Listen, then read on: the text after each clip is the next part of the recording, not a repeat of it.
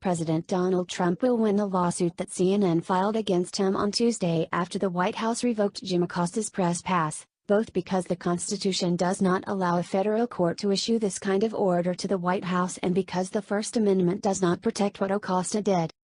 Americans were astounded on November 7, when instead of sticking with questions, Acosta chose to argue with the president in the East Room of the White House over the political and policy implications of illegal aliens attempting to enter this country.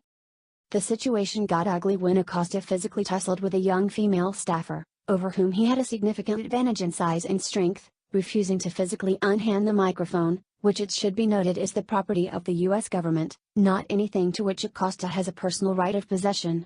Following that disturbing episode, the White House suspended Acosta's press credentials. A key issue the D.C. Circuit never considered is that this sort of lawsuit should be dismissed under the political question doctrine. In Baker v.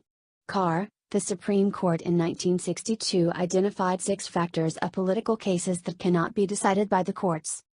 One Baker factor is that a federal court cannot decide the matter without expressing lack of respect to due coordinate branches of government.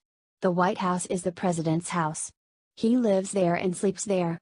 Yes, it has offices, but the White House is not a department, it is not an agency created by Congress and subject to standard congressional oversight. It is, instead, the residence of the independently elected head of state, and those who work there do so as part of his household staff. CNN and Acosta are asking a federal judge to give the president orders concerning whom he must allow into his home. The executive branch is a separate, co-equal branch from the judicial branch.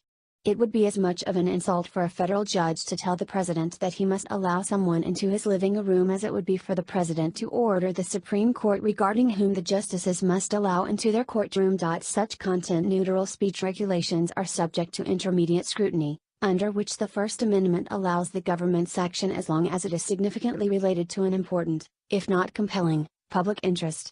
That standard is satisfied here. CNN and Acosta are also asserting a violation of the Fifth Amendment Due Process Clause, claiming they have a constitutional right to advance notice of what the White House would do and a written explanation of why the White House did it. No, they do not. The Due Process Clause asserts that no person shall be deprived of life, liberty, or property without due process of law.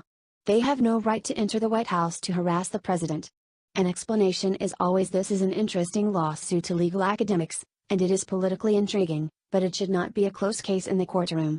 The actions of President Trump, his White House, and the U.S. Secret Service are fully consistent with law.